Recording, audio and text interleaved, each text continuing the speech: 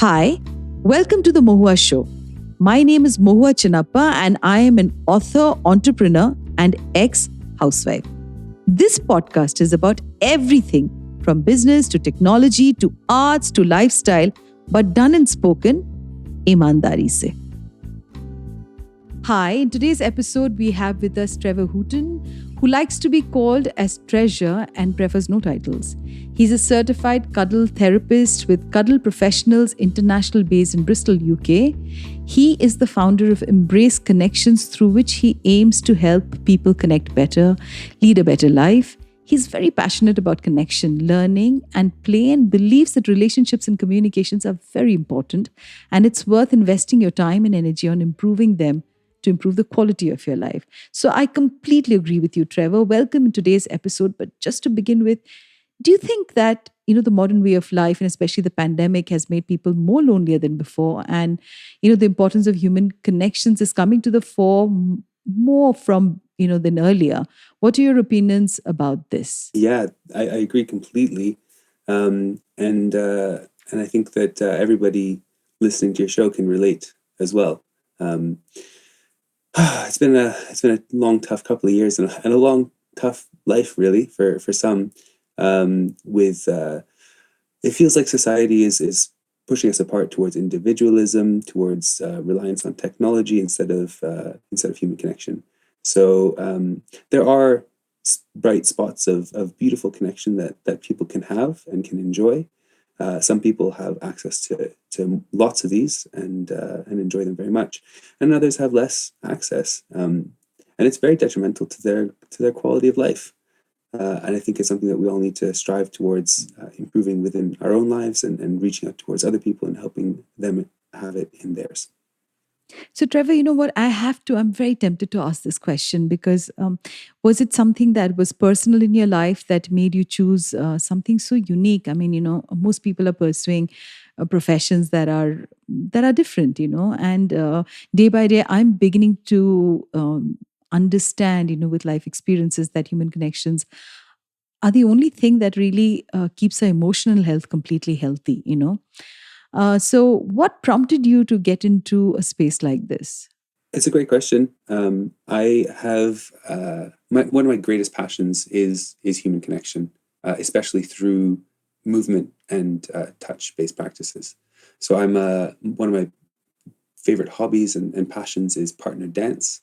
I used to go a lot more, and since the pandemic, maybe a little less, but I used to go all the time to dance weekends and workshops, and I had a beautiful community of friends with whom I would.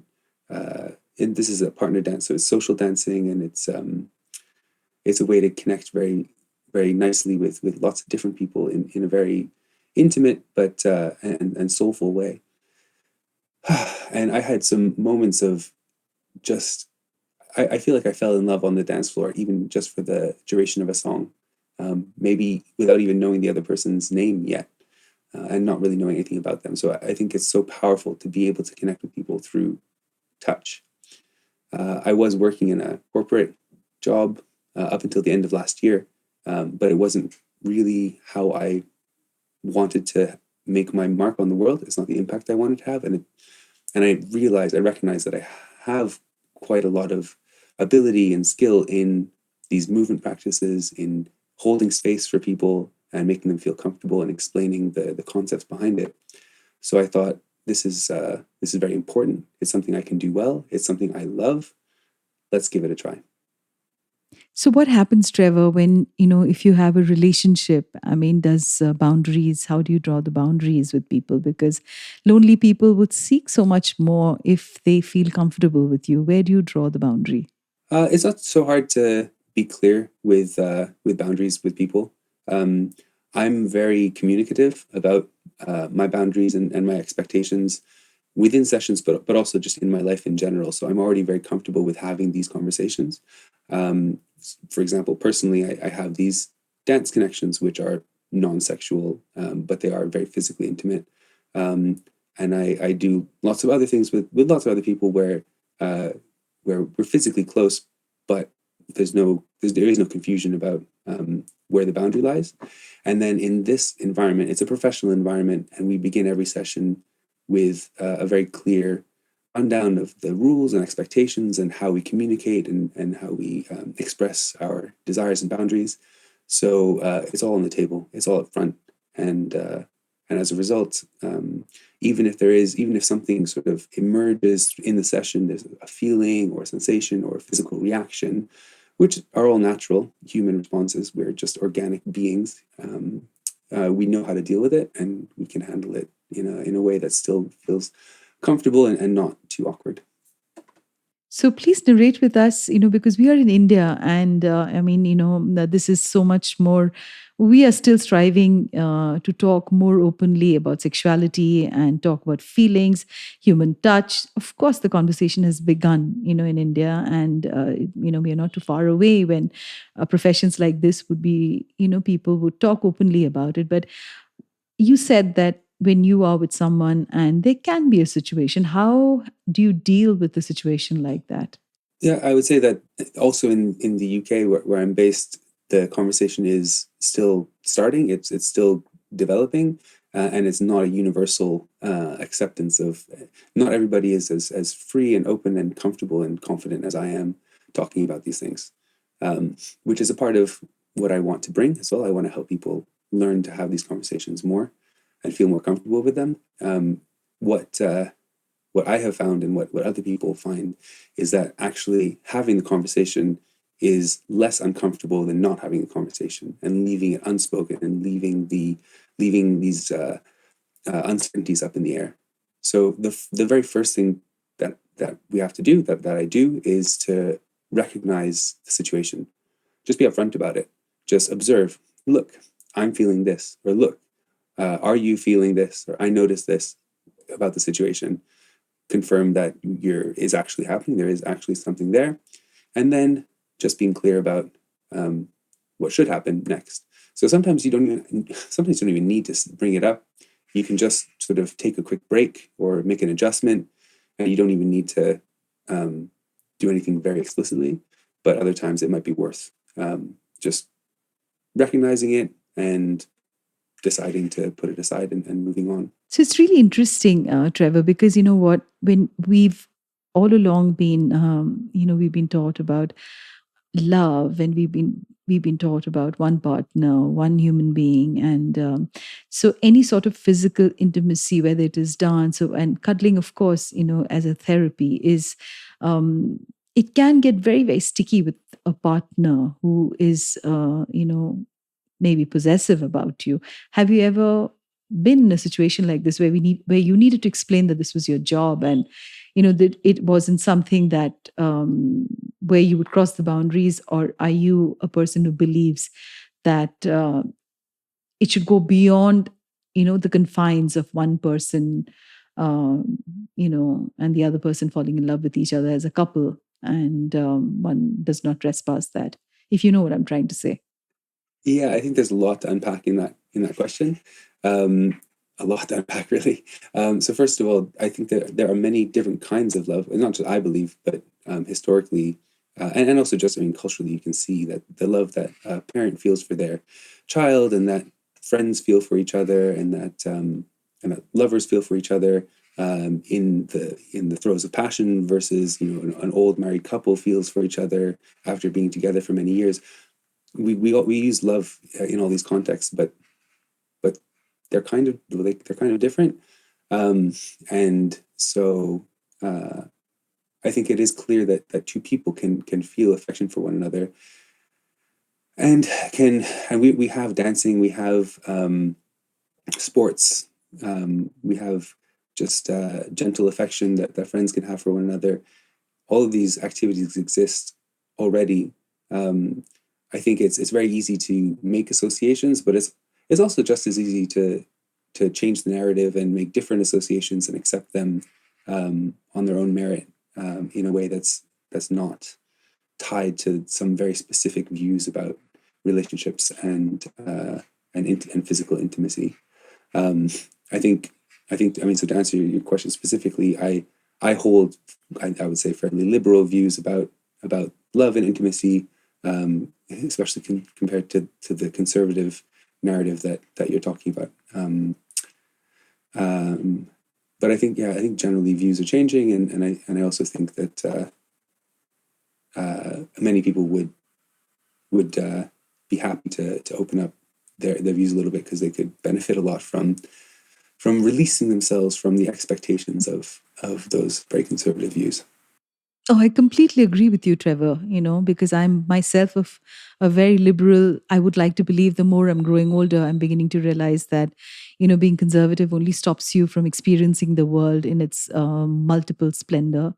And but it's a very long journey. It isn't easy, and it's a reconciliation with your own self as a human being. How did your family react, Trevor, when you told them that you were planning to do, did you have any situation where you needed to explain to your parents about the work that you're going to do? I've spoken to my parents about it. They're excited that I'm starting my own business, and I'm delivering a service which is very aligned with my passion.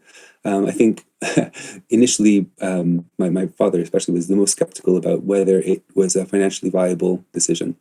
Um, so he wanted to see more evidence that this could be a real career, and I think I've shown that it's possible to do this work, and also I have some growth plans and ideas that he's pretty excited about seeing. So he's on board. He's very proud of me now. I also want to add that I do cuddle therapy, but I also do other work that's in the similar space of helping people learn to connect and relate and communicate. And it's all using movement and touch-based practices. So I have this thing which I call connections coaching, which helps people work through their insecurities or their blockages or their expectations about specific relationships. And we're talking romantic relationships, friendships, families, colleagues, coworkers.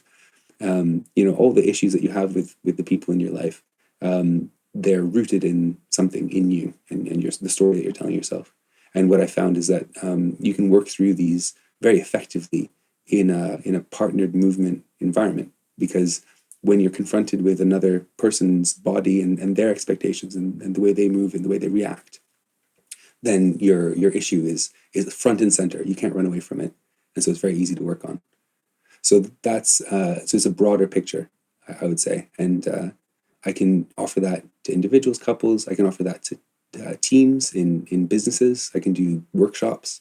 So there's quite a broad range of the sorts of things that I'm doing, and I think my family's really excited to see all the things that I can do to help change the world. How amazing is that?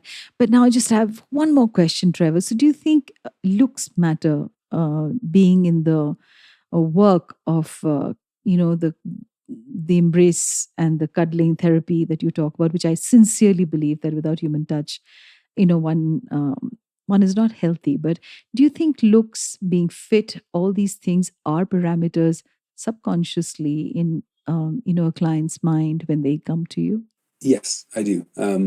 It would be nice for it not to be the case, but I think the reality is that it does matter. It also matters when you're just buying a cupcake from a bakery. If you're attracted to the seller, you're gonna buy more and be more interested to go into the shop at all. I think in this industry, it matters perhaps even more. So the short answer is yes, which is a bit unfortunate, but it's the way of the world. Wonderful, Trevor. So that was that was the list of questions that I could think of. And I mean, I can't even wait for you to come into India and start a beautiful workshop like this, because I think with the pandemic, the divorce rates have gone up, and a lot of people found themselves alone, confined within their own spaces. And I think also with so much of social media all around us, we've all become great friends with our phones. And it's so difficult for us to really go out there and make friends. Of course, I come from a very different era where we had no mobile phones, and we met friends and we played, and physical touch was and physically meeting friends was way more enriching than just being on the phone. But we are all victims of of technology, of growth, of progress, and we're also victims and we're also benefiting. So, keep up the good work, Trevor. And I just before I end, I'd really like to quote. There is this wonderful quote by Bobby Fischer that says, "Nothing eases suffering like human touch." And I'm such a believer of this that when I'm really weary and tired, and my mother puts her hand on my head, or I meet my son and I give him that hug that I received from him, which is, which makes me feel so light in my being. So I think what you're doing is phenomenal. And I know I wish you lots and lots of luck. And I hope there are many more people who will follow your footsteps, because I think we also live in a world where they need to see financial stability. And if with your work you can prove that, and you said you already are, I think a lot of people will follow your footsteps. And we can't wait to have you in India, Trevor. And good luck, and thank you for being on today's podcast. Thank you so much for having me, and thank you for your kind words. To you, our dearest listeners, you can find us on your favorite streaming services: Spotify, Amazon Music, Apple Podcast, and of course on all other major streaming services. With loads of love, we are The Mohua Show, where we talk ईमानदारी से.